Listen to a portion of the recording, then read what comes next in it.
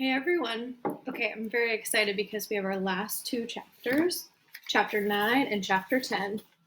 And these two chapters are called Grounded and The Truth at Last. So, especially when we read these two chapters, let's keep paying attention to how characters respond to the problem. What's Harris doing in this chapter? What Zeke's doing in this chapter? If you remember, they were just finishing up dinner and now they're going to have dessert. Chapter 9. His parents prepared dessert and Harris was walking toward the den. He spotted Zeke's parents in the front hallway. They were both leaning into the coat closet. "Are you looking for something?" Harris asked. Quar and Zad turned around quickly. They both looked embarrassed. In reality, they were researching the clothes in the closet, but they couldn't say that to Harris. Zeke walked in and spoke up. "My parents left the dessert they brought in the closet," he said. Oh, that sounds like a lie. "That's right," said Quar. She reached back into the closet and pulled out a white cake with colorful frosting in a pattern of square shapes. Great," said Harris. "You can bring that into the den." But Harris was suspicious.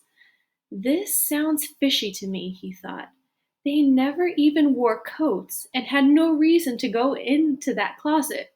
Why would they have put a cake in there?" Harris joined the others in the den. He picked up a knife and cut a piece of the cake and noticed that the squares in the frosting had changed into a series of wavy lines.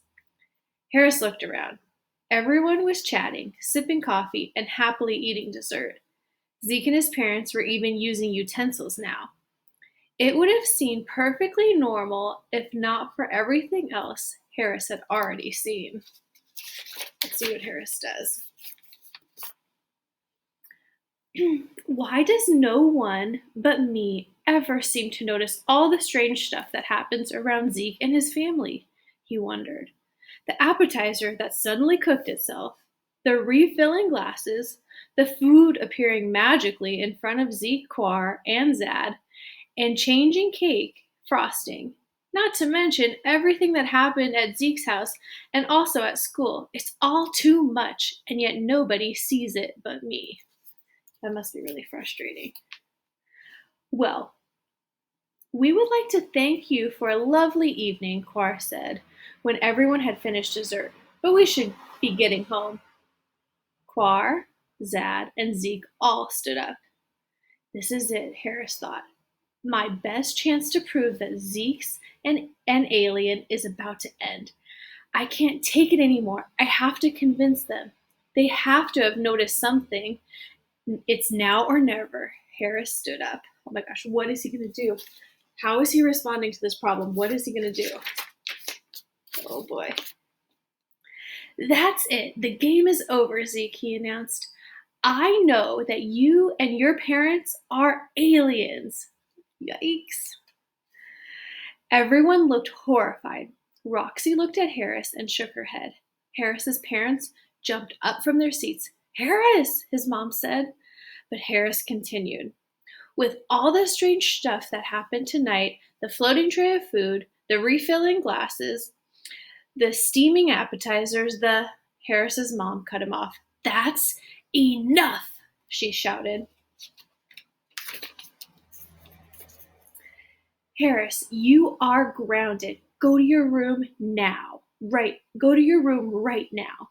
"But now," his dad said. Defeated, Harris sulked upstairs. He had his one shot and he blew it. He lingered at the top of the stairs and overheard the rest of the conversation. "I don't know how to apologize for my son's behavior," said Mr. Walker. "Don't worry," said Quar. "Our customs in Tralgas are very different from yours. Misunderstandings like this happen all the time." "Well, that's still no excuse for Harris's rudeness," said Mrs. Walker. Then Zeke, Quar, and Zad left the house and headed home.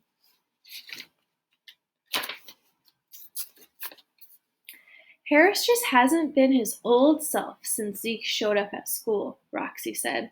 I'm worried about him. Well, he's lucky to have a friend like you, said Mrs. Walker. When the cleanup was finished, Roxy went home. This disastrous dinner finally came to an end for all of them.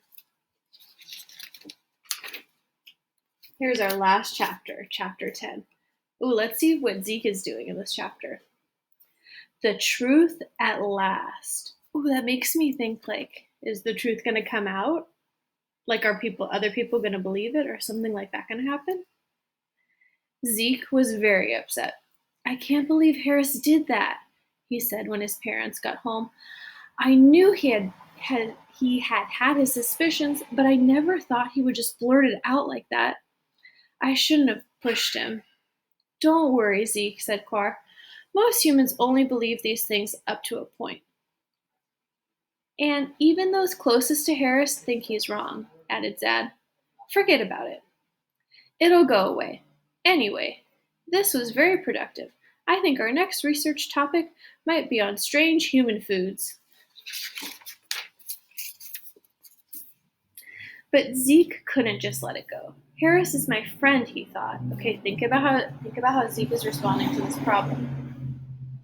Harris is my friend, he thought, and now he's in trouble just because he was able to figure out the truth. I really like Harris. He and Roxy were the first kids to be really nice to me at school. Even if he was only nice to me to prove that I'm an alien, we have fun together, right? I feel terrible about this. And now Harris is grounded for who knows how long. But he wasn't wrong. He doesn't deserve to be in trouble. And I'm going to do something about it. Oh, I wonder what Zeke is going to do. Harris remained grounded for the time being. He went to school each day, and then he had to come right home. He couldn't see his friends. He wasn't even allowed to talk to Roxy on the phone. He was worried about what she must have thought of him after what happened. A few days later at the dinner table, Harris said to his parents, I apologize for being rude to our guests on Saturday. And are you ready to admit what you said is nonsense? Asked his mother. Harris stayed silent. Well then, it's back to your room as soon as you're finished with dinner, said his father. The next day, after school, Harris was stuck in his room as usual. He was bored. He had nothing to do except think about Zeke. Even his favorite comic books were taken away by his parents. He rolled over on his bed and glanced out the window. There was Zeke floating in midair 2 stories up. That would be so weird to see. Harris leapt from his bed, and rubbed his eyes. Oh, he's like, am I really seeing this right now? When he opened them, Zeke was gone. He rushed to the window and looked outside, but there was nothing there. What the? Harris turned around and jumped up in surprise. Zeke was standing behind him, right there in Harris's room. How did you get in here? Harris asked. Is this even real? Am I dreaming? Have I lost my mind? No, Harris, said Zeke. You are awake and sane. Well, as far as I know, Zeke said with a smile, and you're correct. Correct? Asked Harris. My family and I are aliens from the planet Tragas. So Zeke is telling Harris the secret. Zeke admitted, you are my friend, and I couldn't let you be grounded anymore for figuring out the truth. Harris gasped and said, I knew it. My parents and I do move from place to place, Zeke explained, but it is from planet to planet. I'm always the new kid, and I'm always different, but you wanted to be my friend anyway. I don't know what to say, said Harris. I'm glad you trust me, and I'm also glad I'm not crazy. And now I must ask you to help me keep my secret, said Zeke. Most people on Earth wouldn't be as welcoming as you. I will, Harris promised, as long as you promise you're not one of those evil aliens I always see in the movies. Zeke laughed and said, most of the time, I promise. Zeke levitated into the air and floated out the window. Harris raced downstairs. Let's see what he tells his parents. Mom, Dad, he called out, I have something to tell you. His parents met him at the bottom of the stairs. I want to apologize, he said. I admit that I have an overactive imagination. I let it get the better of me. Of course, Zeke and his parents aren't aliens. That was dumb. You'll never hear me mention it again.